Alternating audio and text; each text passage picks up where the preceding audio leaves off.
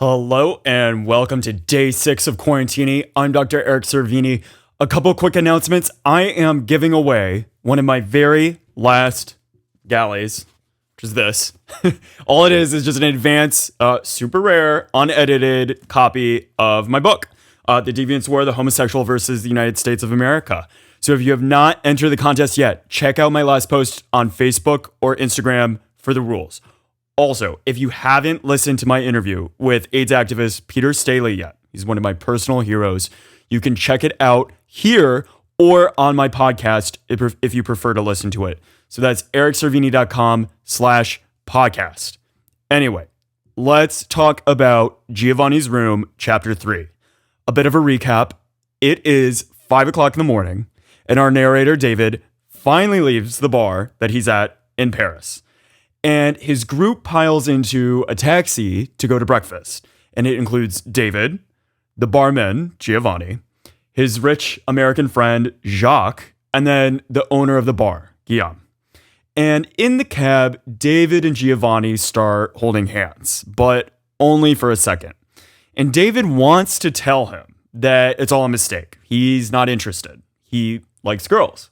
But he plans to do this later. And so Giovanni brings them to a hole-in-the-wall local restaurant where we meet a server there named Madame Clotilde. And at the restaurant, Jacques calls out David and foreshadows his sexual awakening with Giovanni. He says, "You're lucky that what is happening to you now is happening now and not when you were 40 or something like that, when there would be no hope for you and you would simply be destroyed."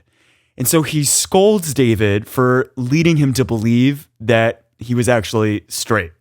And Jacques also teases him, saying, come out, wherever you are. And lastly, he urges David to love him, to love Giovanni, and to let him love you. Do you think anything else under heaven really matters? And at the restaurant, we learned that Giovanni had been really, really poor prior to meeting Guillaume and getting his new job at the bar. And David feels the urge to comfort him. And eventually, Giovanni convinces David to come home with him to his small room, a former maid's quarters. And after much anticipation and anxiety, at last, they fall into bed together.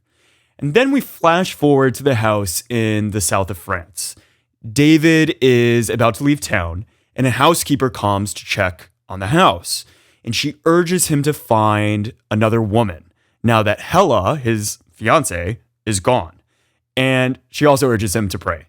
And finally, the housekeeper leaves, and we realize at the very end that Giovanni is about to be executed that very morning. So, it's an intense chapter. And as Mark H. summed it up, Chapter 3 takes David to a crossroad in life. He can continue to deceive and deny himself, or he can confront who he is, deal with the shame, and allow love to enter his life. And with that crossroad comes a lot of anxiety. As Rebecca W. puts it, she said, Baldwin shows us the anxiety that David has about his attraction. He does not seem to understand or be willing to understand what he's feeling or what the interaction means. And as many of you recognized, that taxi ride to the restaurant where he very, very briefly holds hands with Giovanni, including the conversation between Jacques and David about love, is super important in this book. As Eric B. told me, the whole conversation reveals the hard discussions we should be having as a society. Baldwin did an excellent job displaying this as a conversation between friends. And so our discussion question was, what is the relationship between love and shame, according to Baldwin, in this chapter?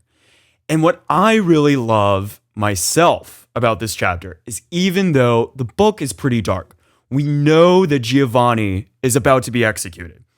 It's still ultimately an optimistic book. The shame that's in this chapter is not shame about same-sex love. It's not about homosexuality. It's about suppressing love. It's the shame of not allowing love to happen.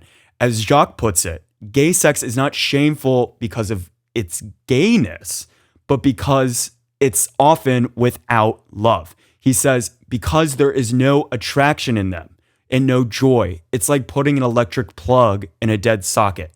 Touch, but no contact. All touch and no contact and no light. And remember, this is 1956. There is no such thing as gay pride or gay liberation yet. Stonewall won't happen for another 13 years. So what Baldwin is suggesting, that there really isn't anything with gay love itself, but there is something wrong with suppressing it, is a pretty radical statement. As Gary B put it, he said, love requires courage, which I think is absolutely correct. And the best part of David, as Mark M puts it, is that the part of him that makes him want to stay with Giovanni. So Baldwin is giving us, through Jacques, a love letter to love. And that brings us to chapter 4.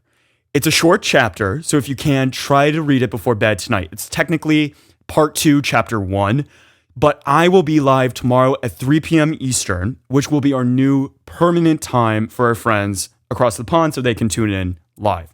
And our discussion question is, what is the symbolic significance of the room in Giovanni's room? And by that, I mean the physical space. So think about that. Read it tonight. Thank you so much for joining.